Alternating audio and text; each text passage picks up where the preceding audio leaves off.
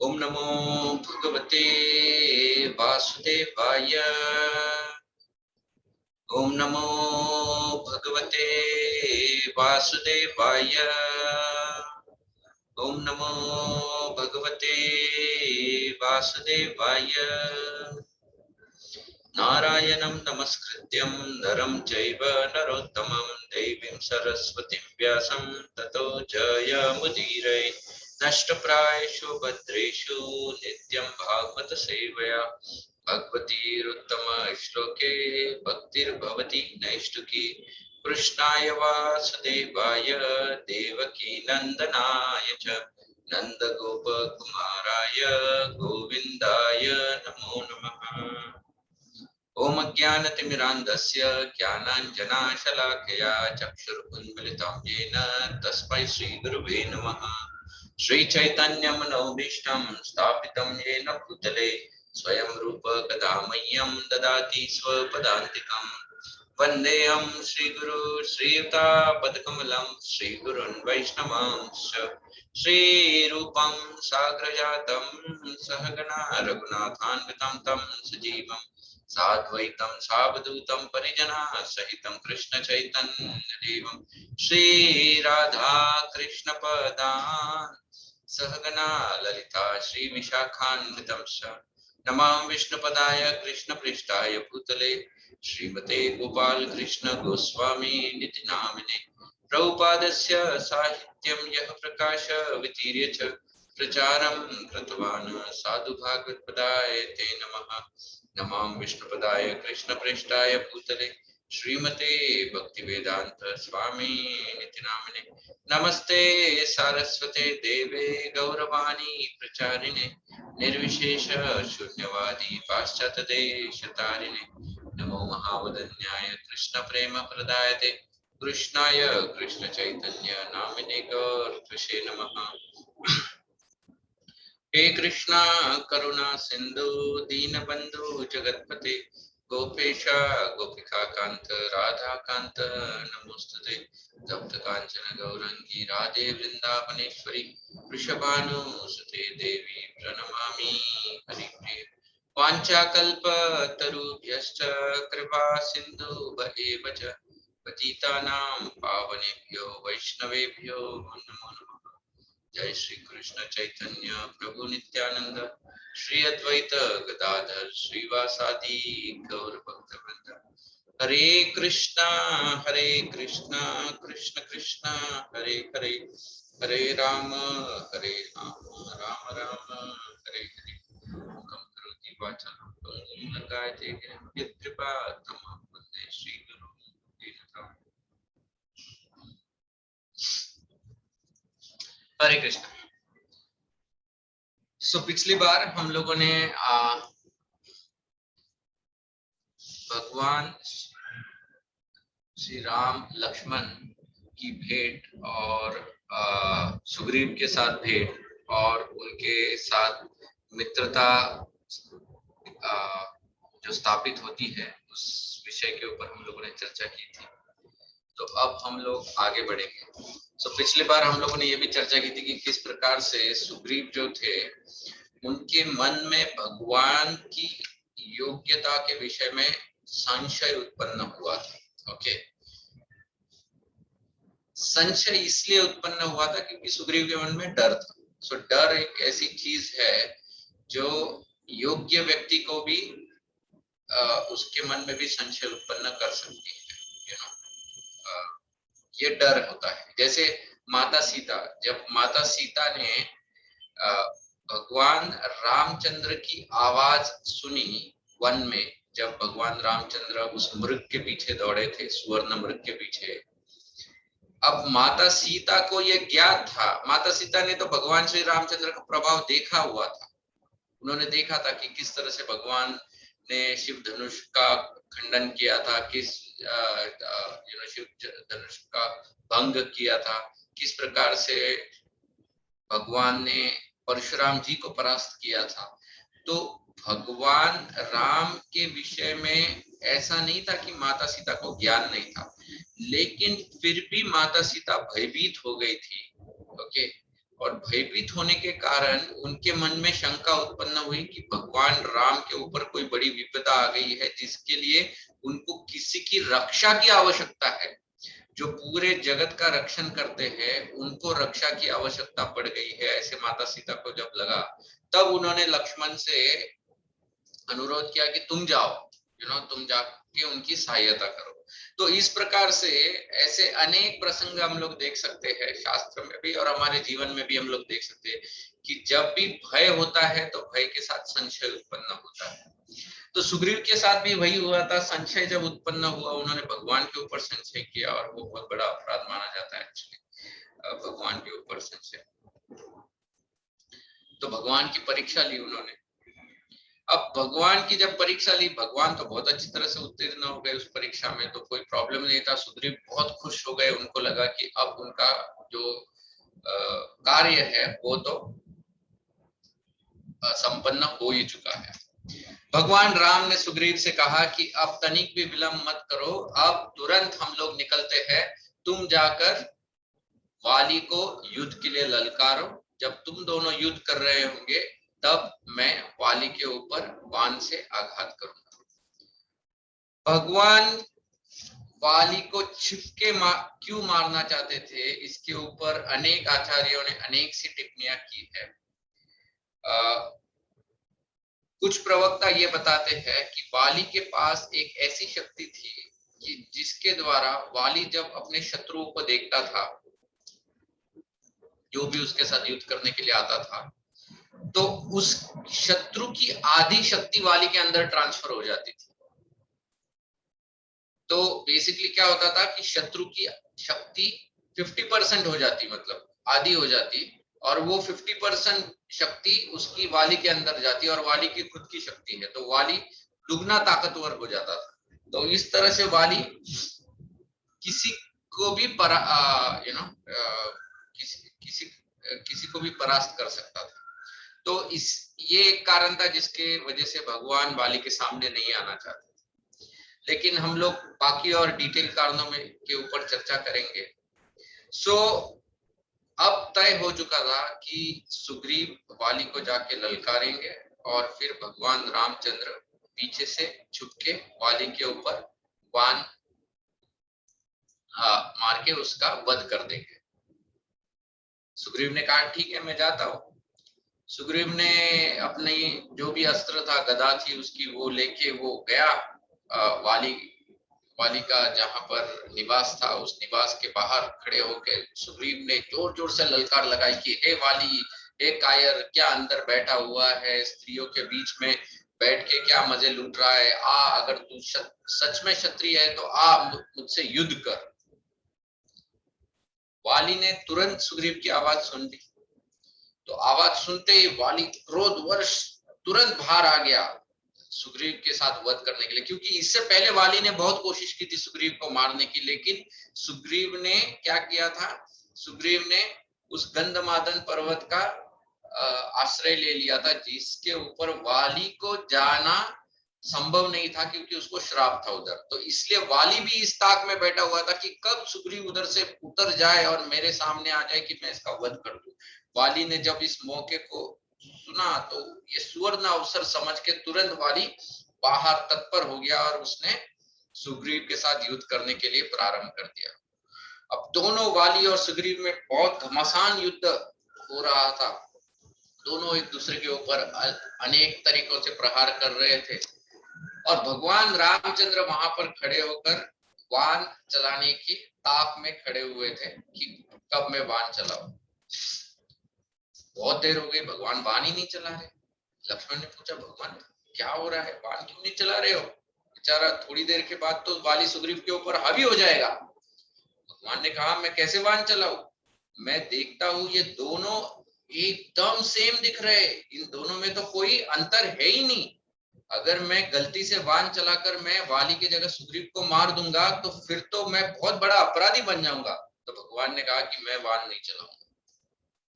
यहाँ पर सुग्रीव तो इस आशा में बेचारा युद्ध कर रहा है कि भगवान पीछे से बाण चलाएंगे, तो वो भी सोच रहा है कि चलो टिके रहना है, बस किसी तरह से युद्ध भूमि को छोड़ना नहीं है, वाली को यहीं पे खड़ा रखना है। बेचारा मार भी खाने लगा था। देखो सुग्रीव कुछ कम नहीं था, शास्त्र में बताया है कि सुग्रीव के अंदर 60,000 हाथियों की शक्ति थी। 60,000 एलिफेंट्स का बल था सुग्रीव के अंदर। महाभारत में भीम के पास 10,000 हाथियों का बल था, सुग्रीव के पास 60,000 हाथियों का बल था, और ये सुग्रीव फिर भी वाली के हाथों मार खा रहा था। मतलब सोचो कि वाली कितना शक्तिशाली था, और वाली से ज्यादा शक्तिशाली स्वयं हनुमान था एक्चुअली। इसका उल्लेख आता है कि ये जो वाली जब वो अपने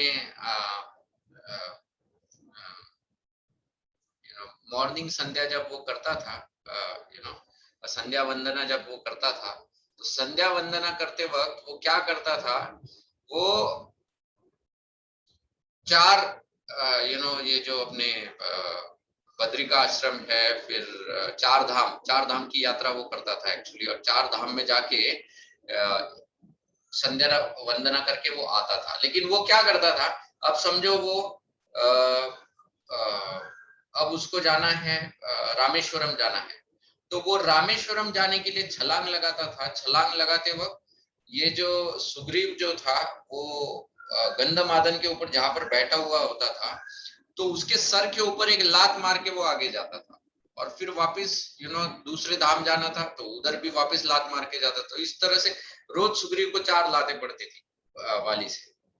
तो हनुमान जी को एक बार बहुत क्रोध आ गया था। उन्होंने क्या किया था, ये लात मारते वक्त वाली को पकड़ लिया उसके पैरों, पकड़ के उसको खींचने लगे। वाली हनुमान से कहने लगा कि हनुमान मुझे छोड़ दो, क्योंकि मैं मेरा पैर पर्वत के ऊपर नहीं लगा सकता हूँ, मैं मर जाऊंगा। हनुमान ने कहा इसके बाद अगर तुमने सुग्रीव को अगर मारने की चेष्टा की तो मैं तुमको पूरा जमीन के ऊपर पटक दूंगा। तो हनुमान के अंदर इतनी शक्ति थी कि वो वाली को मार सकते थे, लेकिन फिर भी हनुमान ने वो चेष्टा की नहीं थी। लेकिन कहने का तात्पर्य यह है कि सुग्रीव भी बहुत शक्तिशाली था, उसके अंदर कम शक्ति नहीं थी, लेकिन फिर भी वाली अधिक शक्तिशाली होने की वजह से वो सुग्रीव के ऊपर हावी पड़ गया। हावी पड़ने के बाद फिर सुग्रीव को एक समय ऐसा लग गया कि अब मैं इससे ज्यादा मार नहीं खा सकता हूँ। लगता है भगवान रामचंद्र भी डर के मारे शायद भाग गए होंगे या क्या कर रहे होंगे। तो सुग्रीव वहां से दौड़ पड़ा, और दौड़ते दौड़ते उसके पीछे वाली दौड़ रहा है कि अरे कायर कहाँ भाग रहा है, रुक जा। और सुग्रीव बोल रहा है जो बोलना है बोलो, मैं तो भाग रहा हूँ यहाँ से। और भागते भागते वो सीधा गंधमादन पर्वत पर जाकर अपने गुफा में जाके लेट गया। लेटने के बाद वहां पर भगवान आए, भगवान राम और लक्ष्मण आए। राम लक्ष्मण आने के बाद सुग्रीव भगवान के पास ताकने लगा, बोला आंखों ही आंखों में बोला, भगवान क्या पहले बता देते कि नहीं मारना था, मुझे इतना मार क्यों खाना पड़ता था। मैं तो अच्छा इधर बैठा हुआ था पर्वत के ऊपर, फल फूल खा रहा था, एंजॉय कर रहा था, फालतू में आपने मार पिटवा दिया मुझे। आप पहले ही अगर बता देते थे कि आप वाली का वध नहीं करेंगे तो मैं ये प्रबंध ही नहीं करता था उसके साथ युद्ध करने का। तो तब भगवान ने वाली से कहा, सुग्रीव से कहा कि देखो तुम इस गलत फहमी में मत रहना कि मैं वाली का वध नहीं करना चाहता हूँ, लेकिन क्योंकि तुम दोनों बहुत एक सरीके दिखते हो और तुम दोनों की युद्ध शैली भी एक सरीके है, जिस तरह से तुम युद्ध करते हो, जिस तरह से तुम अलग अलग प्रकार के दाव एक दूसरे के ऊपर चलाते थे, वो एक सरीके ही थे, इसलिए मैं दोनों में फर्क ही नहीं कर पाया, और मैं नहीं चाहता था कि मैं गलती से उसकी जगह तुमको मार दूं। तो सुग्रीव ने कहा फिर अब क्या करोगे। तो भगवान ने कहा डरो नहीं, कल मैं तुम्हारे गले में पुष्पमाला पहनाऊंगा, तो उस पुष्पमाला को देखकर मुझे ये समझ में आएगा कि सुग्रीव कौन है और वाली कौन है। अब इस विषय के ऊपर अनेक आचार्यों ने टिप्पणियां की है। प्रश्न आता है कि भगवान राम तो भगवान है, वो तो परमात्मा है, और परमात्मा ऐसे कैसे कह सकते हैं कि मैं सुग्रीव और वाली में भेद नहीं कर पाया, मैं इन दोनों को समझ नहीं पाया, परमात्मा ये कैसे कह सकते हैं। तो आचार्य बताते हैं कि भगवान राम ने सुग्रीव को ये पनिशमेंट दी थी। भगवान की जो परीक्षा ली थी उसकी ये पनिशमेंट थी सुग्रीव, उसकी ये पनिशमेंट थी, क्योंकि भगवान की परीक्षा लेना ये बहुत बड़ा अपराध होता है और उस अपराध की क्षमा नहीं होती है, लेकिन फिर भी भगवान ने सुग्रीव को एक टोकन पनिशमेंट देकर उसको उस अपराध से मुक्त किया था। और उसी कारण से भगवान, नहीं तो भगवान को क्या असाधारण है, भगवान तो कुछ भी समझ सकते हैं तुरंत कि कौन वाली है कौन सुग्रीव, क्योंकि वो दोनों के हृदय में बैठे हुए, उनके लिए ये क्या डिफिकल्ट था। लेकिन फिर भी भगवान एक मनुष्य का रूप धारण किए हुए हैं, इसलिए उस मर्यादा में रहते हुए भगवान को कार्य कर रहे थे। अब किसी तरह से भगवान सुग्रीव को फिर से मना लेते हैं। अब सुग्रीव बहुत धीरज धरते हुए फिर से युद्ध के लिए जाते हैं। दोबारा दूसरे दिन जब युद्ध के लिए वो जाकर फिर से वाली को जब ललकारते हैं, तो तब वाली की जो पत्नी है तारा, वो वाली से कहती है कि क्या आपको संशय नहीं होता है, ये सुग्रीव कल ही आपके हाथों से मार खाते हुए यहां से भाग गया था। तो इसके अंदर ये फिर से शक्ति कहां से आई कि ये आज फिर बाहर खड़े रहकर आपको ललकार रहा है? जरूर कुछ और प्लान है। और मैंने अपने गुप्तचरों से सुना है कि सुग्रीव की सहायता करने के लिए अयोध्या के जो सुपुत्र दशरथ नंदन राम और लक्ष्मण यहाँ पर आए हैं, तो इसीलिए आप जाना मत, वाली से उसने ये कहा। वाली ने कहा कि ये सब जो है इन सब से मैं नहीं डरता हूं, इस धरती पे ऐसा कोई व्यक्ति नहीं है जो मेरे सामने युद्ध में टिक सकता है। तो इसलिए वाली ने तुरंत वो युद्ध के लिए उतर आया। अब वाली जब युद्ध के लिए उतर आया था तो वाली ने भी एक माला पहनी हुई थी, लेकिन उसकी माला इनसे अलग थी। जो माला सुग्रीव ने पहनी हुई थी वो भगवान राम द्वारा दिए हुए पुष्पों की माला थी। भगवान राम ने सुग्रीव से ये कहा था कि ये जो पुष्प है ये कभी मुरझाएंगे नहीं, और ऐसे पुष्प की माला भगवान रामचंद्र ने सुग्रीव को पहनाई थी। वाली के गले में जो माला थी, ये माला वाली को उनके पिताजी मतलब इंद्र ने दी हुई थी, और वो विजयी माला थी। और उस माला को वाली हमेशा पहने रखता था जब भी उसको युद्ध के लिए जाना होता था, ताकि वो उसकी कभी पराजय भी ना हो। इट वाज लाइक आशीर्वाद। तो वो माला पहनकर वाली भी आया था, लेकिन दोनों की मालाएं भिन्न थी। और थोड़ी देर युद्ध करने के पश्चात भगवान राम ने उनका वो अमोघ बाण चलाया, और उस बाण ने सुग्रीव के जो उसके छाती का भेदन करते हुए सुग्रीव एक पर्वत के जैसे सुग्रीव नहीं, वाली के छाती का भेदन कर दिया, और एक पर्वत के भांति वाली नीचे गिर पड़ा। अब वाली गिरने के पश्चात अब वाली बहुत बुरी तरह से घायल हो चुका था, मतलब लगभग उसके प्राण जाने ही वाले थे। वो गिने चुने कुछ सांसें वो गिन रहा था, थोड़े बहुत शब्द बोल सकता था। इस परिस्थिति में वाली था, बहुत वेदना हो रही थी, बहुत पीड़ा उसको हो रही थी। और तब ऐसे शक्तिशाली, ऐसे प्रभावशाली वाली को देखकर भगवान राम और लक्ष्मण उनके समीप आए। जब समीप आए, नजदीक आए, तब वाली ने भगवान के ऊपर आलोचना की। क्या आलोचना की? कि आपने छुपकर मेरे ऊपर वार किया है। ये जो प्रसंग है वाली और भगवान के बीच की जो वार्तालाप है, ये बहुत सुंदर प्रसंग है। इसमें सीखने जैसी बहुत सी चीजें हैं। देखो, जब हम लोग भक्ति में नए नए आते हैं तो हम सब लोगों को कथाएं बहुत रोचक लगती है। We like stories, we like pass times, ये सब हमको बहुत रोचक लगता है। Everyone likes actually. बचपन से हम लोगों को सबको अच्छा लगता है। बच्चों को भी कहानियां सुनना अच्छा लगता है, हमको भी कहानियां सुनना अच्छा लगता है, पढ़ना अच्छा लगता है। लेकिन जैसे जैसे हम लोग भक्ति में और अधिक सीरियस होते हैं, तो हम लोगों को उस कहानी के पीछे का जो बोध होता है, उस बोध को समझने की कोशिश करनी चाहिए।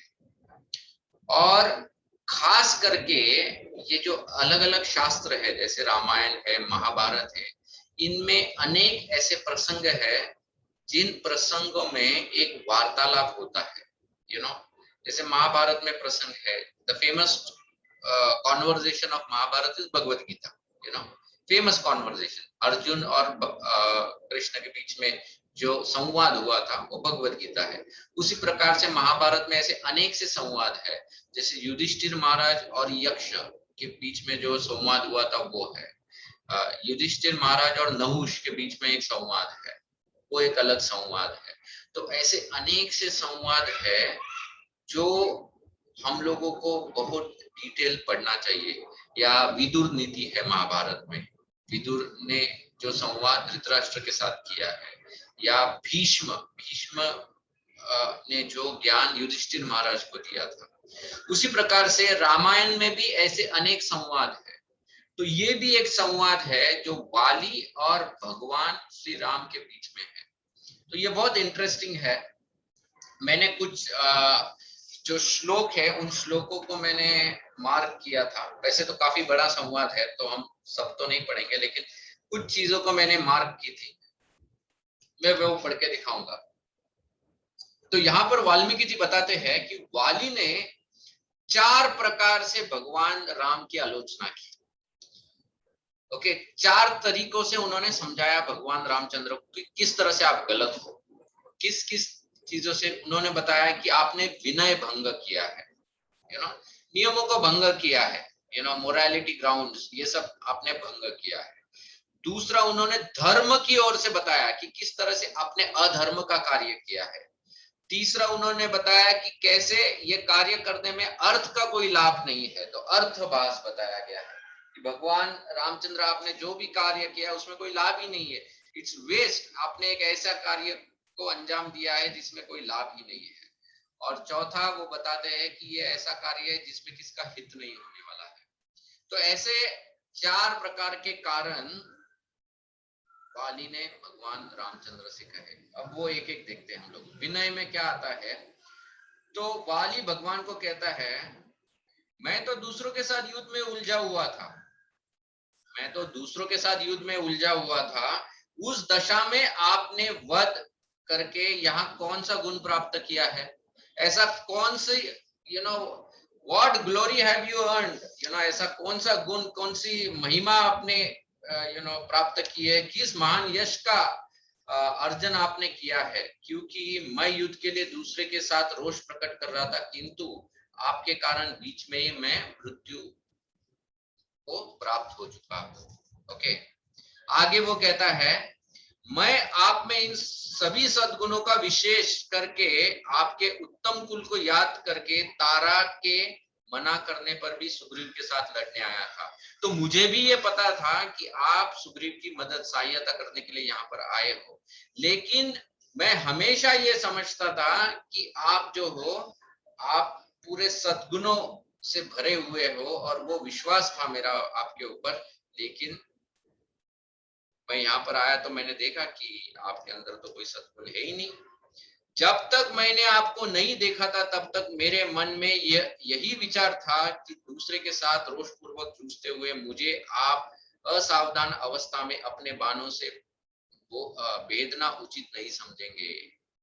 परंतु आज मुझे मालूम हुआ है कि आपकी बुद्धि मारी गई है, आप धर्मध्वजी है, दिखावे के लिए आपने ऐसे वस्त्र धारण किए हुए हैं।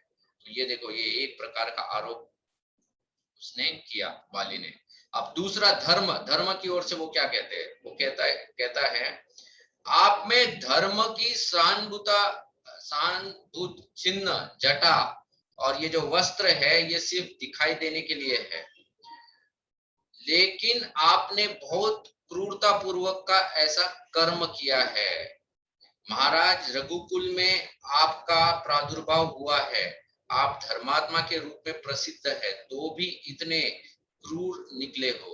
यदि यही आपका असली रूप है तो फिर किस लिए ऊपर से ऐसा दिखावा करते हो? ओके, हे राम, हम फल फूल खाने वाले वनचरी मृग है, यही हमारी प्रकृति है, किंतु आप तो पुरुष मनुष्य है, अतः हमारी और आप में वैर करने का कारण नहीं है। ओके, तो ये धर्म की ओर से वो बता रहे हैं। तीसरा वो बताते हैं कि अर्थ का लाभ नहीं है, मतलब देयर इज नो कोई फायदा नहीं है।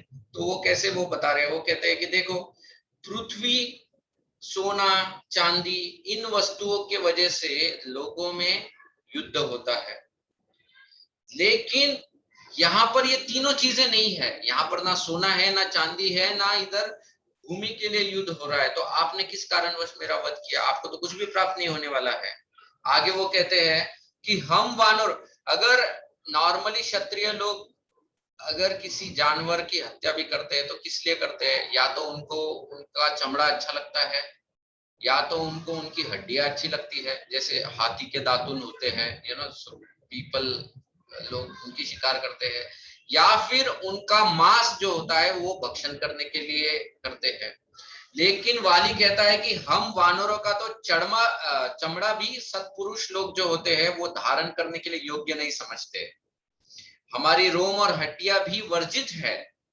तो आप जैसे धर्मचारी पुरुष के लिए मांस तो सदा ही अभक्ष्य है। देखो रामायण में ये दिया है। कुछ कुछ लोग बोलते हैं कि भगवान राम नॉनवेज खाते थे। वाल्मीकि रामायण में ऐसा कहीं भी उल्लेख नहीं है, बल्कि वाली ने क्लियरली ये कहा है कि आप जैसे सत्पुरुषों के लिए ये तो अभक्ष्य है। फिर किस लोभ से आपने मुझ वानर को अपने बाणों से शिकार बनाया है? What is the material benefit इसमें? और चौथा जो है वो कहते हैं जिस उद्देश्य को लेकर, हाँ, चौथा वो कहते हैं कि इसमें आपका हित क्या है? वो कहता है कि अरे, आपका जो हेतु है जिसके वजह से आपने सुग्रीव के साथ मित्रता की है, वो हेतु ये है कि आपकी जो खोई हुई पत्नी है उसको रावण के पास से लाना है। ये सुग्रीव आपकी क्या सहायता कर सकता है? ये तो अपनी सहायता नहीं कर पा रहा है, वो आपकी क्या सहायता करेगा? उससे अच्छा तो अगर आप मेरे साथ मित्रता करते तो मैं रातों रात जाकर उस रावण के गले में फंदा बांधकर उस रावण को घसीटते हुए आपके सामने लेके आता। आपकी पत्नी का अपहरण करने वाला दुरात्मा राक्षस रावण को मैं युद्ध में मारे बिना ही गले में रस्सी बांधकर पकड़कर उसको आपके हवाले कर देता। लेकिन आपने क्या हित वाला कार्य किया है? जो रावण को मार सकता है उसको आपने मार दिया है, और ये सुग्रीव को आपने शरण दी है, तो इसमें आपका कोई हित भी नहीं है। तो ऐसे अलग अलग कारणों से वाली ने चेष्टा की भगवान रामचंद्र की गलतियां निकालने की। ओके, ये जो संवाद है, ये संवाद बहुत इंटरेस्टिंग है। और आगे भगवान रामचंद्र का उत्तर, वाली के हर प्रश्न के लिए भगवान रामचंद्र ने उत्तर दिया है। एंड ये इसलिए इम्पोर्टेंट भी है क्योंकि हम लोग भी जो होते हैं, जब हम कभी कुछ गलत कार्य करते हैं तो हमारी भी ये प्रोपेंसिटी होती है। जैसे प्रभुपाद कहते हैं ना, देयर आर 4 डिफेक्ट्स हर व्यक्ति के अंदर होते हैं। 4 प्रकार के डिफेक्ट्स, अवगुण होते हैं, और उनमें से एक होता है चीटिंग प्रोपेंसिटी। और चीटिंग प्रोपेंसिटी वो होता है जो अपनी गलतियों को छिपाता है, या जो अपने अंदर की गलतियों को देखता ही नहीं है, उसको हमेशा दूसरे ही गलत दिखते हैं। इसको चीटिंग प्रोपेंसिटी कहते हैं। ओके, वो हमेशा ये सोचता है कि जो भी मेरे साथ हुआ है वो गलत हुआ है, लेकिन वो ये भूल जाता है कि मैंने किसी और के साथ गलत किया था। कभी कभी ऐसा होता है ना कि किसी रिलेशन में जब एक व्यक्ति दूसरे को दुख देता है तो ये व्यक्ति सोचता है कि मैंने इस व्यक्ति के लिए कितना कुछ किया था, मैंने इसको कितना प्रेम दिया था, मैंने इसको कितना पाला था, बड़ा किया था, मैंने हर चीज इसके लिए की थी, लेकिन इसने मेरे साथ ऐसा क्यों किया? तो ऐसा कभी कभी उस व्यक्ति के ऊपर आक्रोश आता है, कभी कभी ऐसा होता है। लेकिन ये व्यक्ति भूल जाता है कि इसके साथ गलती नहीं किया, लेकिन किसी और के साथ किया होगा, जिसका परिणाम आज इसको भुगतना पड़ रहा है यहाँ पर। सो ये जो सामने वाला व्यक्ति है, ये सिर्फ एक निमित्त बन रहा है उसको वो रिएक्शंस देने के लिए। ओके, ये सिर्फ एक निमित्त बन रहा है, लेकिन इसको रिएक्शंस जो मिल रहे हैं वो कहीं और से मिल रहे हैं। तो वाली भी देखो, अब वाली के सिचुएशन में आप देखो, वाली भगवान रामचंद्र के साथ जब वार्तालाप कर रहा है तो वाली भगवान को पूछ, मैंने आपका क्या बिगाड़ा था, हम दोनों के बीच में तो कोई एनिमिटी थी नहीं, मैंने आपके प्रति क्या अपराध किया था जिसके वजह से आपने मेरी हत्या कर दी। सो वाली अब इतना इनोसेंटली अपने आप को भगवान के समक्ष प्रेजेंट कर रहा है जैसे उसने कोई गलती की नहीं, लेकिन वाली ये भूल रहा है कि भगवान उसको ये इस वजह से दंड नहीं दे रहे कि उसने भगवान का कोई अपराध किया है, लेकिन भगवान उसको उस बात का दंड दे रहे हैं कि उसने अपराध किया है, उसने अपराध किया है और उस अपराध का भगवान दंड दे रहा है। लेकिन वाली जो है वो सिर्फ उस सिचुएशन को देख रहा है। देख, सो ये जब हम लोग इस प्रकार से पढ़ते हैं शास्त्र में, तो शास्त्र हम लोग जब बोलते हैं ना कि ओम ज्ञान तिमिरांधस्य ज्ञानांजना शलाकया, कि हमको जो चक्षु है हमारी आंखों को ज्ञान के चक्षु प्रदान होने चाहिए। तो ज्ञान के चक्षु क्या होते हैं? ज्ञान के चक्षु ये होते हैं कि हम लोग किसी भी प्रसंग को पूरी तरह से देख सके, इसको ज्ञान चक्षु कहा जाता है। कभी कभी हमारी दृष्टिकोण बहुत संकुचित होता है और उस संकुचित दृष्टिकोण के वजह से हम एक वैर भाव उत्पन्न करते हैं लोगों के प्रति, या ऐसे लोगों के प्रति जिन्होंने हमारे प्रति कुछ गलत किया है। लेकिन जब किसी व्यक्ति को ज्ञान का चक्षु प्राप्त होता है, तब उस व्यक्ति को समझ में आता है कि अगर मैं किसी चीज को आज भोग रहा हूं, अच्छी हो या बुरी हो, उसके पीछे मेरे ही कर्मों का हाथ है, मेरे ही कर्मों का हाथ है, इसमें सामने वाले व्यक्ति का कुछ नहीं है, सामने वाला व्यक्ति तो सिर्फ निमित्त मात्र है। तो अब भगवान रामचंद्र का उत्तर देखेंगे हम लोग। ओके,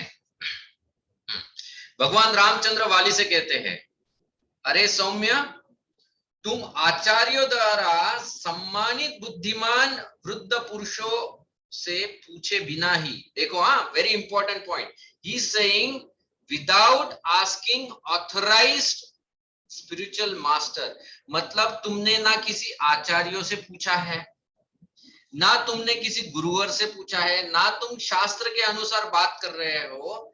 ओके, बिना पूछे ही उनसे धर्म के स्वरूप की ठीक ठीक, धर्म को तुम समझे नहीं हो ठीक ठीक। ओके, सो ठीक ठीक समझे बिना ही वानर जैसे चपलतावश मुझे ये उपदेश देना चाहते हो।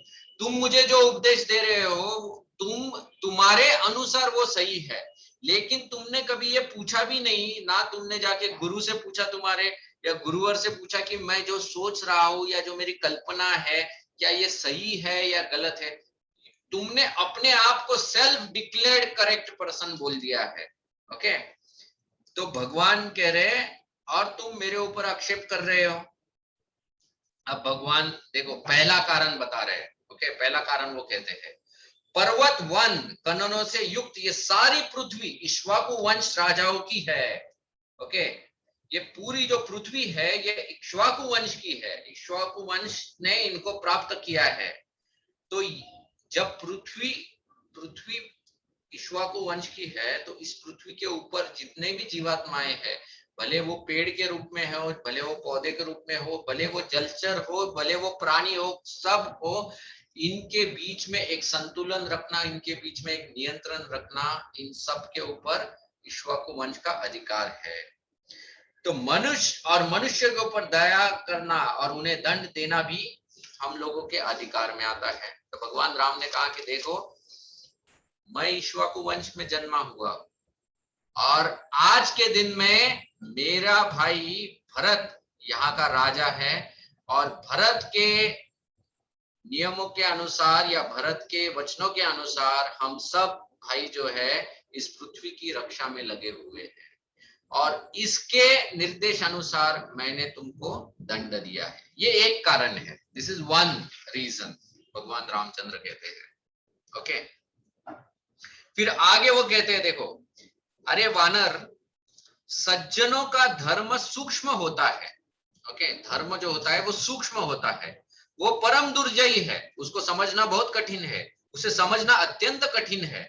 समस्त प्राणियों के अंतःकरण में विराजमान जो परमात्मा है वही सबके शुभ और अशुभ को जानते हैं। तो तुम अगर अपने आप को बड़े पंडित समझते हो ये सब तर्क देकर, तो तुम सही नहीं हो, क्योंकि तुम धर्म की परिभाषा नहीं समझे हो। ओके, जैसे कोई जन्ममत पुरुष जन्म मदों से रास्ता पूछते हैं, मतलब कोई मंद मंद पुरुष है, जिसको बुद्धि नहीं है, वो जाकर और पागल लोगों के पास जाता है और वो बोलता है कि मेरे को रास्ता बताओ। तो क्योंकि वो पागल जो भी तुमको बताते हैं, जरूर क्या वो सही हो गया, वो धर्म हो गया?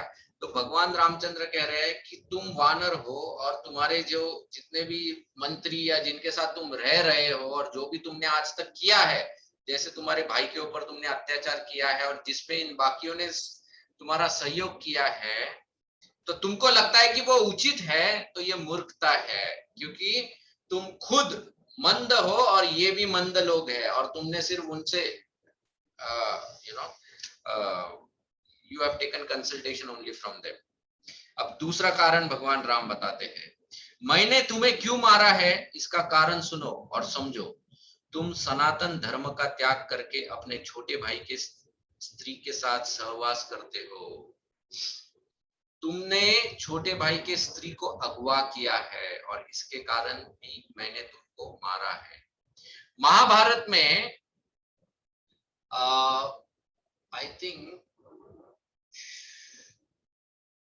मेरे ख्याल से पहले अध्याय का 36वां श्लोक, 36 श्लोक नंबर 36, अगर आप देखोगे तो उस श्लोक के तात्पर्य में श्रील प्रभुपाद 6 प्रकार के आताताइयों के बारे में बताते हैं। आताताई वो होते हैं जो ऐसा कार्य करते हैं जिसके लिए वो मृत्युदंड के योग्य होते हैं या उनको मृत्युदंड प्राप्त होना चाहिए। उन 6 आताताइयों के बारे में बताया है और उसमें से एक आताताई उसे कहा जाता है जो पराई स्त्री का हरण करता है, जो यहाँ पर वाली ने किया था। तो भगवान रामचंद्र कहते हैं तो उस कारण के वजह से तुम्हें दंड मिलना योग्य था और जो मैंने तुम्हें दिया है। तीसरा भगवान रामचंद्र बता रहे हैं, सुग्रीव के साथ मैंने मित्रता की है और उनको मैंने वचन दिया है, और हम रघुवंशी जो होते हैं अपने वचन निभाने के लिए अपनी जान तक दांव पे लगा देते हैं। तो मैंने जब सुग्रीव को वचन दिया था तो ऐसा हो ही नहीं सकता था कि मैं अपने वचन से अपनी प्रतिज्ञा को तोड़ दूं, तो उसके कारण भी मैंने तुम्हारा वध किया है। आगे वो कहते हैं, भगवान राम कहते हैं, मनुष्य पाप करके यदि राजा के दिए हुए दंड को भोग लेता है, ये जो है ये मनु संहिता में दिया है। This is about capital punishment. आजकल बहुत बार हम देखते हैं कि जब भी किसी व्यक्ति को मृत्यु दंड प्राप्त होने वाला होता है तो अनेक से संस्थाएं आगे आते हैं। आई मीन पॉलिटिकल रीजंस हो सकता है उनका, मतलब हर एक संस्था अपने आप को फेमस करना चाहती है, तो वो किसी ना किसी प्रकार का आंदोलन खड़ा कर देते हैं, क्षमा याचना देखते। वो जो व्यक्ति जिसने अपराध किया है वो तो तुरुंगवास में बैठ के उसको तो कुछ ट्रांसफॉर्मेशन होता ही नहीं रहता है, लेकिन यही लोग फालतू में वाह लेते रहते हैं एंड कैपिटल पनिशमेंट के अगेंस्ट जाते हैं। लेकिन देखो मनु संहिता में मनु ने क्या कहा है। मनु कहते हैं, मनुष्य पाप करके यदि राजा के दिए हुए दंड को भोगता है तो वो शुद्ध होकर पुण्यात्मा साधु पुरुषों की भांति स्वर्ग लोक जाता है। अगर व्यक्ति अपने दंडों का अपने पापों का दंड इसी जन्म में अगर भुगतता है तो उसको उन पापों के लिए वापिस भुगतना नहीं पड़ता है, वो मुक्त हो जाता है उनसे। लेकिन बताया जाता है कि अगर उस व्यक्ति को दंड नहीं दिया जाता है तो उस व्यक्ति को तो दंड भुगतना ही पड़ता है, उसके अगले जन्म में हो या उसके बाद में मरने के बाद, लेकिन उस राजा को भी वो दंड भुगतना पड़ता है। इसीलिए वो दंड देना उस राजा के लिए भी अनिवार्य है। He has to give him punishment actually। फिर आगे भगवान रामचंद्र कहते हैं, तुमने जैसे पाप किया है वैसा ही पाप प्राचित। नाउ लॉर्ड रामचंद्र, एक तो उन्होंने शास्त्र द्वारा कंफर्म किया है कि मनु संहिता में ये कहा है, अब आगे वो ये भी एग्जाम्पल भी दे रहे हैं। एग्जाम्पल क्या दे रहे हैं? तुमने जैसे पाप किया वैसा ही पाप प्राचीन काल में एक श्रमण ने किया था, उसे मेरे पूर्वज महाराज मंददाता ने बड़े कठोर दंड दिया था, जो शास्त्र के अनुसार अभिष्ट था। तो ही इज गिविंग एग्जाम्पल कि ऐसा भी नहीं कि ऐसा पहले हुआ नहीं था और मैं ही पहला व्यक्ति हूं जिसने ये किया है। नहीं, इससे पहले मेरे पूर्वज ने भी किया था और उसके वजह से उनकी ख्याति भी बड़ी थी। Actually Mandhata is one of the famous kings in Ikshvaku वंश। ओके, आगे वो कहते हैं, अतः वानर श्रेष्ठ, पश्चाताप करने से कोई लाभ नहीं है, सर्वथा धर्म के अनुसार ही तुम्हारा वध किया गया है, क्योंकि हम लोग अपने वश में नहीं है, शास्त्र के ही अधीन है। देखो, भगवान कहते हैं कि वी आर नॉट इंडिपेंडेंट। मनुष्य, हम लोग मनुष्य भले ही शरीर ये धारण किया है, लेकिन हमारा इंडिपेंडेंस नहीं है, हम शास्त्र के अधीन है। मतलब क्या है कि हमको शास्त्र के दिए हुए निर्देश अनुसार इस जीवन को जीना चाहिए। अगर उन शास्त्रों के उल्लंघन करते हुए अगर हम लोग जीते हैं तो हम दंड के अधिकारी बन जाते हैं, हमको दंड प्राप्त होगा। फिर तुम ये नहीं कह सकते हो कि मुझे पता नहीं था, मुझे ये दंड क्यों दिया जा रहा है, ये सब चीजें आप नहीं कह सकते। आगे चौथा कारण वो कहते हैं कि हे वानर, धर्मराज राज ऋषि भी इस जगत में मृगया के लिए जाते हैं और विविध, हाँ फिर आगे वो कहते हैं कि देखो, ये तो विख्यात है कि क्षत्रिय जब किसी जानवर का शिकार करने जाता है तो वो छुप के शिकार करता है, वो कभी उसके सामने जाके खड़ा नहीं होता है। और तुम एक जानवर हो तो नेचुरली मुझे अगर शिकार करना था तो मैं पीछे से मैंने छुप के शिकार किया। ये तर्क भगवान ने इसलिए दिया है कि वाली मानो भगवान से ये कह सकता था कि अरे क्या भगवान आप ये शास्त्र और ये सब के बारे में बोल रहे हो, मैं वानर हूँ, आई एम नॉट ह्यूमन, मैं मनुष्य। शास्त्र जो होता है वो मनुष्य के लिए बनता है, जानवरों के लिए थोड़ी ना शास्त्र होता है। और हम सब लोग जानवर है, तो जानवर है तो हम लोग जंगली राज चलाएंगे यहाँ पर। एक्चुअली मैंने पिछली बार भी कहा था कि ये लोग जो है ये कोई साधारण वानर है नहीं, ये किम पुरुष है। They look like monkeys but they are more than monkeys. Okay, ये किम पुरुष लोग के लोग हैं, तो इनके अंदर संस्कृति ये सब होता है। लेकिन अगर समझो वाली अगर ये तर्क कर भी देता है तो भगवान कहते हैं ठीक है, अगर तुम अपने आप को अगर वानर कहते हो तो फिर तो वानर का वध तो फिर सामने से कोई करता ही नहीं है। क्षत्रिय जो होता है, अब मृग जो होता है, भगवान रामचंद्र ने मृग का उदाहरण दिया है। मृग मतलब हिरन। अब हिरन से किसको भय होता है? हिरन तो पत्ते खाता है, तो हिरन आकर तुम्हारे ऊपर अटैक नहीं करेगा। लेकिन फिर भी हिरन का वध क्षत्रिय जो होता है वो छुपके करता है, कभी हिरन के सामने जाकर उसको मारने की चेष्टा नहीं करता है, ही हाइड्स एंड किल्स। तो भगवान राम कहते हैं कि अगर हिरन का वध वैसे होता है तो तुम अगर अपने आप को वानर समझते हो तो मैंने एक जानवर का वध भी छुपके किया है, तो इसमें भी कोई गलती है नहीं। तो तुम किसी भी तर्क से अगर सोचने की कोशिश करो तो मैंने कोई गलती नहीं की है, गलती तुम्हारी सोच में है, तो तुमको अपनी सोच को सुधारना चाहिए। अब हाँ, फिर अब ये जब सब तर्क भगवान रामचंद्र ने प्रस्तुत किए वाली के सामने, तो वाली तो बुद्धिमान भी था एक्चुअली, ऑफकोर्स वो इंद्र का पुत्र था, कोई साधारण व्यक्ति नहीं था। तो वाली ने इन सब तर्कों को समझ लिया और फिर भगवान के सामने हाथ जोड़ते हुए, वाली एक्चुअली वाल्मीकि रामायण में आगे वो कहता है कि हे भगवान, मैं जानता था कि आप मेरा वध करेंगे। He says this, और वो कहता है कि तारा ने मुझे रोका था कि मत जाओ, लेकिन मैं चाहता था कि मैं आपके हाथों मृत्यु प्राप्त करूं, और इसीलिए मैं आया युद्ध करने के लिए, क्योंकि मैं जानता था कि आप मेरा वध करेंगे। और फिर वो कहता है कि मैं आपसे क्षमा मांगता हूं कि मैंने अज्ञानतावश आपके ऊपर आरोप किए। और फिर वो भगवान की शरण लेता है। और फिर आगे वो कहता है, आप जैसे श्रेष्ठ पुरुष को मुझ जैसे निम्न श्रेणी के प्राणी उचित उत्तर नहीं दे सकते। आपके तरह who can defeat you in arguments, वो कहता है मैंने प्रमादवश पहले ही मैंने एक अनुचित बात कर डाली है, प्रमादवश, कि मैंने एक गर्व था मुझे अपने आप पर, उसमें भी आपको मेरा अपराध नहीं मानना चाहिए। क्यों? क्योंकि मैं अज्ञानी हूं। हे रघुनंदन, आप परमात्मा तत्व है, यथार्थ ज्ञाता है और प्रजाजनों के हित में तत्पर रहने वाले आपकी बुद्धि कार्य करने में निश्चय एवं निर्मल है।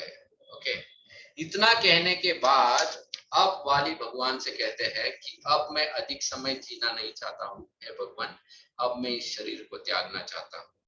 मेरे बाद सुग्रीव इस राज्य के ऊपर राज्य करेगा। और वाली कहता है कि मुझे इस जगत में किसी से भी इतना प्रेम नहीं है जितना मुझे अपने पुत्र से है, अंगद, यू नो। और फिर वाली जो होता है वो भगवान से विनती करता है कि आप मेरे पुत्र की रक्षा कीजिए, उसकी कोई गलती नहीं है और वो निष्पाप है। और आगे वो फिर अंगद को भी बुलाता है, मतलब अंगद, ऑफ कोर्स अंगद जब आता है तब वाली अंगद को भी उपदेश देता है कि किस प्रकार से उसने सुग्रीव की सेवा करनी चाहिए। एंड फिर सुग्रीव के साथ भी क्षमा याचना करता है वाली की, जो भी गलती उसने की है उसके लिए क्षमा मांगता है। और इतना कहने पर वाली अपने शरीर को त्याग देता है। वाली जब शरीर त्याग देता है तब भगवान श्री रामचंद्र सुग्रीव का और अंगद का, दोनों का राज्याभिषेक करते हैं। मतलब सुग्रीव का as a king and Angad का एज अ प्रिंस, इस प्रकार से राज्याभिषेक होता है।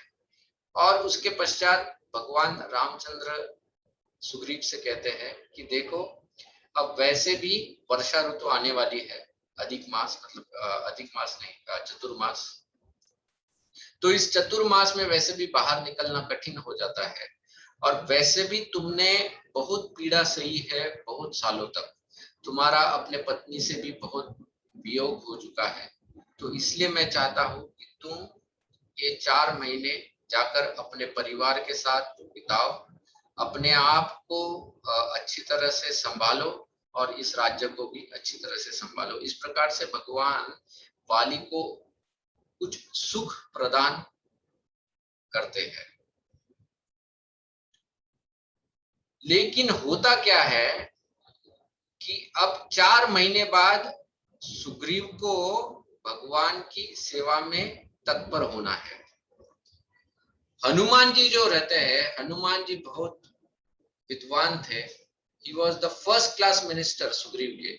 तो हनुमान जी ने जैसे ही भगवान रामचंद्र ने सुग्रीव से कहा कि तुम जाओ 4 महीने के लिए आराम विश्राम करो, तब हनुमान जी ने सुग्रीव को कहा कि तुम विश्राम को जाने से पहले एक काम करो, तुम सबको काम पे लगाओ, सब वानरों को बोलो कि जाओ सीता की खोज में निकलने के लिए, सब मतलब ब्रिंग, सब वानरों को जमा करो, तुम अलग अलग जगहों से बुलावा भेजो कि सब वानर यहाँ पर एकत्रित हो जाए, ताकि फिर हम लोग प्लान करके तुरंत 4 महीने के बाद तत्पर हो जाए भगवान राम की सेवा करने में। सुग्रीव कहते हैं हाँ हाँ बराबर है।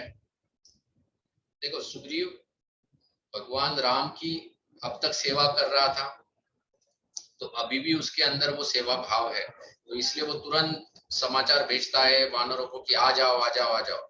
लेकिन उसके बाद में वो जब अपने भोग विलास में चला जाता है 4 महीने के लिए, तो वो उस भोग विलास में इतना मग्न हो जाता है कि भगवान के प्रयोजन को भूल जाता है। और इसी को हम लोग कहते हैं कॉम्प्लिसेंसी इन डिवोशनल लाइफ।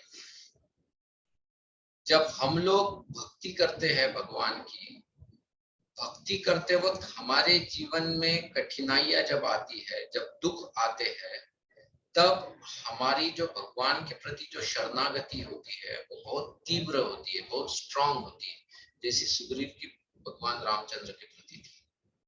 लेकिन जैसे भगवान राम ने सुग्रीव को कुछ टाइम के लिए इंटरवल दिया, यू नो, कि ठीक है बहुत भक्ति कर ली मेरी, अभी थोड़ा सा यू नो सेटल योरसेल्फ, कि इतने दिन से तुमने इतना सहन किया, थोड़ा एंजॉय कर दो। तो वो एंजॉयमेंट जो है वो कॉम्प्लेसेंसी बिल्ड करता है, जो सुग्रीव के साथ हो गया। तो वो उस कॉम्प्लेसेंसी में वो भगवान के प्रयोजन को ही भूल गया। 4 महीने बाद जब सुग्रीव भगवान के सामने नहीं आते हैं तो भगवान को बहुत क्रोध आ जाता है। तुरंत भगवान लक्ष्मण से संदेश भिजवाते हैं।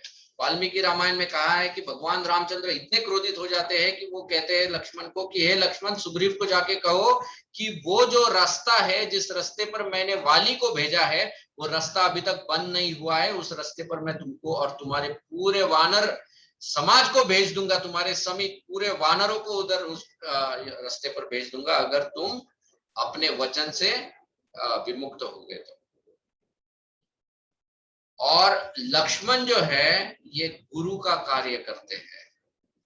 तो लक्ष्मण क्रोधित होकर, क्योंकि भगवान रामचंद्र तो किसी भी नगर में नहीं जा सकते, इसलिए भगवान रामचंद्र स्वयं नहीं जाते, लक्ष्मण को भेजते। लक्ष्मण किष्किंधा में पहुंचते हैं और किष्किंधा में जाकर वो सुग्रीव को वार्निंग देते हैं। फिर सुग्रीव के मिनिस्टर जो है Hanuman ji, he is very particular. तो हनुमान जी सुग्रीव को कहते हैं कि देखो, तुम जाओगे लक्ष्मण के सामने तो तुम्हारी गर्दन ही काट देगा लक्ष्मण सीधा। तो एक काम करो, तुम स्वयं मत जाओ, अपनी पत्नी को भेजो वहां पर, ताकि स्त्री को देखकर लक्ष्मण जो है वो थोड़े शांत हो जाएंगे, क्योंकि माता को वो सम्मान देंगे। और जब वो सम्मान देंगे फिर उसके पीछे खड़े रहकर तुम अपनी क्षमा याचना मांगना। तो सुग्रीव भी वैसे ही करता है, लेकिन लक्ष्मण सुग्रीव को बहुत फटकारते हैं। तो एक गुरु का कार्य लक्ष्मण करते हैं, और गुरु का कार्य यही होता है कि जब कोई व्यक्ति, जब कोई भक्त अपने पथ से विमुक्त हो जाता है तो उसको फिर से उस रास्ते पर लाने के लिए कभी कभी कुछ कठोर शब्दों का प्रयोग करना पड़ता है गुरु को, और यही कार्य लक्ष्मण वहां पर करते हैं। उन कठोर शब्दों का प्रयोग सिर्फ इसलिए कर रहे हैं वो, ताकि जो भगवान के प्रति जो उनका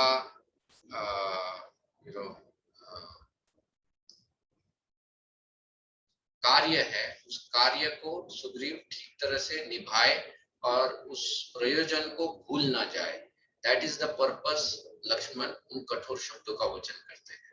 लक्ष्मण जी जब सुग्रीव को फटकारते हैं तो फिर तुरंत सुग्रीव अपने मंत्रियों सहित भगवान राम की सेवा में उपस्थित हो जाते हैं और भगवान राम से कहते हैं कि मैं अभी इसी समय सभी वानरों को बुलावा भेजता हूँ। और वो 2-3 दिन में सभी वानरों को भगवान राम के समक्ष खड़ा करते हैं।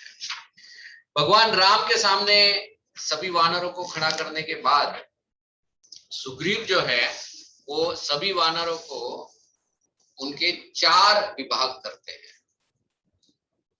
एक टुकड़ी को वो बोलते हैं कि तुम उत्तर की ओर जाओ, और उत्तर की ओर तुम, अब वो पूरा मैप समझाते हैं। सुग्रीव जो है पूरा मैप, भूगोल का मैप समझाना चालू करते हैं। तुम उत्तर में यहाँ जाओ, इधर से हिमालय जाओ, हिमालय से आगे यहाँ पर जाओ, और यहाँ तक देखो, अगर यहाँ पर सीता नहीं दिखती है तो वापस लौट आओ। फिर दूसरे टुकड़ी को बोलते हैं कि तुम पूरब की ओर जाओ। फिर दूसरे को बोलते हैं तुम पश्चिम की ओर जाओ, और एक टुकड़ी जो फाइनल बचती है उसको वो बोलते हैं कि तुम दक्षिण की ओर जाओ। ये जो टुकड़ी होती है दक्षिण की ओर जाने वाली, वो अंगद के नेतृत्व में वो टुकड़ी जाती है, जिसमें हनुमान जी भी होते हैं, जाम्बुवन भी होते हैं, और अनेक से शक्तिशाली वानर होते हैं। इनको वो दक्षिण की ओर जाने के लिए भेजते हैं।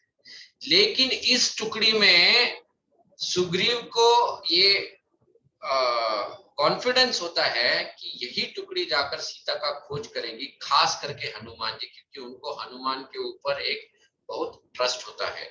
और यही भगवान रामचंद्र भी देख लेते हैं, इसलिए भगवान रामचंद्र भी और हनुमान जी का बहुत गुणगान करते हैं सुग्रीव। एक्चुअली वो बताते हैं हनुमान को कि ऐसी कोई जगह नहीं है इस धरती पर जहां पर तुम पहुंच नहीं सकते हो, ऐसा कोई कार्य नहीं है जो तुम कर नहीं सकते हो, ऐसा कोई व्यक्ति नहीं है जो तुमको परास्त कर सकता है, ऐसे हर योग्यता तुम्हारे अंदर भरी हुई है। तो इस तरह से वो अनेक गुणगान करते हैं हनुमान जी का। और तब भगवान रामचंद्र स्वयं उनकी अंगूठी, उनकी स्वयं कि अंगूठी जिसके ऊपर राम लिखा हुआ होता है, उस अंगूठी को वो हनुमान को देते हैं कि जब तुम सीता को मिलोगे तो सीता को मेरी ओर से ये चिन्ह दे देना एक्चुअली। सो वो अंगूठी भगवान हनुमान को वहां पर देते हैं कॉन्फिडेंस।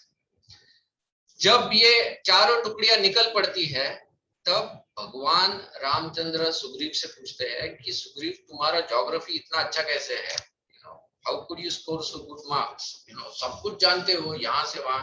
सुग्रीव कहता कोई बड़ी बात नहीं है, मैं आपके जैसे क्लास में नहीं देखा है ज्योग्राफी, मैंने तो अनुभव किया है। जब वाली मेरे पीछे मुझे मारने के लिए दौड़ पड़ा था तो मैं हर कोने में दौड़ा था, एवरी कॉर्नर, हर जगह मैंने आश्रय लेने की कोशिश की, कहीं भी आश्रय प्राप्त नहीं हुआ। तब हनुमान ने मुझे कहा कि अरे इधर गंधमादन के ऊपर आ जाओ, यहाँ पर श्राप मिला है, तुमको कुछ होने नहीं वाला है, तो इसलिए मैं यहाँ पर आकर फिर रुक गया। लेकिन इतनी देर में मैंने पृथ्वी का हर कोना कोना देख लिया था, इसलिए मुझे हर जगह के बारे में पता है और इसी वजह से मैं इनको ये ज्ञान दे पाया। भगवान राम ने कहा कि गुड, अच्छा एक्सपीरियंस है। इसके बाद अब वाल्मीकि जी जो है रामायण में बताते हैं कि कैसे कुछ ही दिनों में तीनों टुकड़ियां, मतलब पूर्व पश्चिम उत्तर, इन तीनों ईस्ट वेस्ट नॉर्थ, ये तीनों टुकड़ियां लौट आती है, क्योंकि उनको सीता के बारे में कोई जानकारी प्राप्त नहीं होती है। अब एक अंतिम टुकड़ी बची हुई होती है और वो होती है अंगद और हनुमान। अंगद के नेतृत्व में ये जो पूरी एक पलटन गई है साउथ के दिशा में, उस पलटन, वो एक ही पलटन अभी बची हुई है जो अब सीता का खोज कर रही है और जिसके लिए भगवान राम, लक्ष्मण, सुग्रीव सभी लोग आशा लगाते हुए बैठे हुए हैं कि शायद ये टुकड़ी अब सीता का खोज लगाने में सक्सेस प्राप्त करे और उनके लिए वो रुके हुए हैं। यहाँ से अब इसके बाद जो है सुंदरकांड प्रारंभ होता है। rather थोड़ा सा पार्ट अभी भी किष्किंधा कांड में आता है, लेकिन उसके बाद में सुंदरकांड का प्रारंभ होता है और वो हम लोग अगले सत्र में देखेंगे। एक्चुअली अगला क्लास जो है शुक्रवार का, तो उस दिन सीता माता का बर्थडे भी है, सीता नवमी भी है, तो मैं सोच रहा था कि रामायण में सीता माता को लेकर जो भी घटनाएं हुई है उनके ऊपर हम लोग चर्चा करेंगे, as a offering to mother Sita. तो हम लोग मतलब रामायण की जो स्टोरी है उसमें थोड़ा सा पॉज लगाते हुए, लेकिन विषय से नहीं भटकेंगे। We will talk about Ramayana, हम रामायण के ऊपर ही चर्चा करेंगे, लेकिन माता सीता से संबंधित जो डायरेक्ट कुछ इंसिडेंट्स है उसके ऊपर हम लोग चर्चा करेंगे अगले शुक्रवार को, एंड फिर उसके बाद फिर से हम लोग सुंदरकांड की तरफ आएंगे। ठीक है, तो यहीं पे आज हम लोग विराम देंगे रामायण को। हरे कृष्णा। किसी को कोई प्रश्न है? दंडवत प्रणाम प्रभु जी। यस प्रभु, धन्यवाद। प्रभु जी, एक सवाल था कि जब सुग्रीव ने 4 टुकड़ियां की तो भगवान ने सिर्फ अंगूठी हनुमान को ही क्यों दी जो कि साउथ में जा रहे थे? वो किसी को, मतलब उनको ये तो पता होगा कि 3 जगह नहीं है, अगर वो मनुष्य रूप में अपना वो कर रहे थे तो उन्होंने हनुमान जी को ही क्यों दी? उन्होंने सुग्रीव का कॉन्फिडेंस देखा। व्हेन सुग्रीव इतना गुणगान करते हैं ना हनुमान का, तब उन्होंने ये देखा कि अगर सुग्रीव इतने कॉन्फिडेंस से हनुमान का गुणगान कर रहे हैं और इसको इस तरह से इंस्ट्रक्शन दे रहे हैं, तो जरूर यही वो व्यक्ति है जिसके ऊपर सुग्रीव भी पूरा पैसा लगाए हुए है कि he will find mother Sita. इसीलिए that is the reason lord Ramachandra also puts faith in Hanuman and he gives that ring. तो वो सुग्रीव, सो इसमें बताया है कि लॉर्ड राम खुद नहीं ये करते हैं, it is first Sugriv Hanuman का गुणगान करते हैं एंड वो पूरा एक कॉन्फिडेंस दिखाते हैं कि तुम ही, मैं जानता हूं कि तुम ही सीता को खोज में सक्सेसफुल होने वाले। अच्छा प्रभु जी, एक और चीज थी, जब रावण लेके जा रहा था माता सीता को, उस समय उन्होंने जो अपने गहने डाले थे, जो कुछ सुग्रीव के लोग थे उनको मिला था, तो वहां से तो उनको आइडिया हो जाना चाहिए था कि ये साउथ की डायरेक्शन में गए हैं, मतलब किस डायरेक्शन में जा रहा है। तो रावण, तो वहां से वो क्लू क्यों नहीं लिया उन्होंने, मतलब तीनों तरफ टुकड़ियां क्यों भेजी, साउथ में डायरेक्ट भेजते थे। See, it is very simple, Prabhuji. Actually, अगर if we have seen some James Bond के वगैरह मूवीज अगर देखे हैं या कुछ ऐसे सस्पेंस मूवीज देखे हैं, तो उसमें भी हम लोग देखते हैं कि लोग टिकट कहीं और का निकालते हैं, लेकिन बीच में ही फ्लाइट चेंज कर देते हैं और उधर से कहीं और चले जाते हैं, बिकॉज दे नो कि डिटेक्टिव्स। तो एक सिंपल कॉमन ह्यूमन बीइंग अगर इस प्रकार की पिक्चर्स बना सकता है और साधारण विलन इस प्रकार से सोच सकता है, तो रावण के पास तो 10 हेड्स थे, and he was not an ordinary person, तो इसलिए। और देखो, this is the beauty of devotion. भक्ति में जो भक्त होता है ना, वो किसी भी प्रकार का चांस नहीं लेता है, he does not become complacent in any of his service।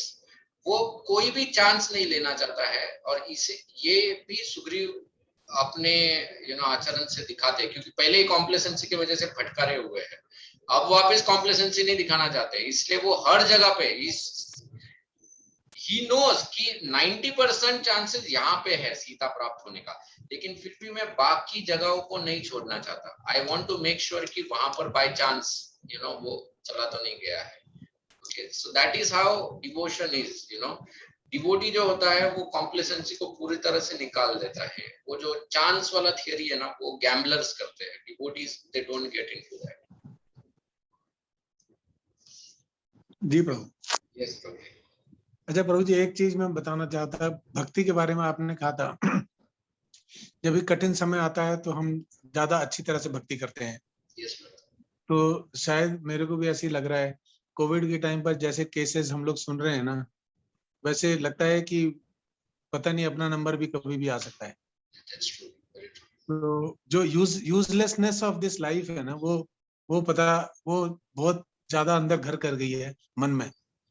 तो उसके लिए भक्ति बढ़ाई है मैंने, ये सिर्फ आपको बताना चाह रहा था कि ये करना बहुत जरूरी मेरे को लगा कि पता नहीं जिस तरह से यंग लोग जा रहे हैं, जिस तरह पता नहीं, मीन्स पहले तो हम लोग कहते थे कि कब किसका नंबर आ जाएगा पता नहीं है, it can be tomorrow also, but अब तो आंखों से देख रहे हैं, तो अब इसकी सच्चाई पता लग रही है कि ये तो भाई कभी कभी भी आ सकता है।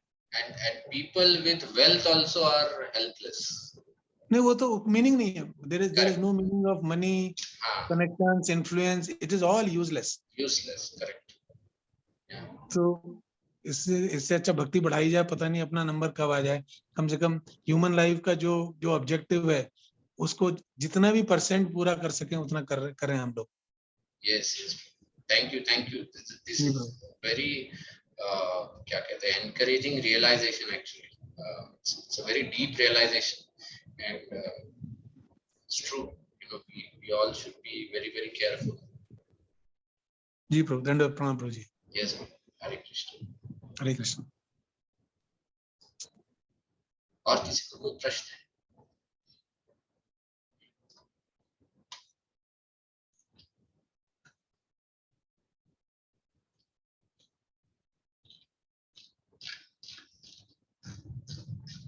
ठीक है, तो हम लोग यहीं पर विराम देंगे फिर। Hare Krishna, thank you everyone. Hare Krishna प्रभु जी।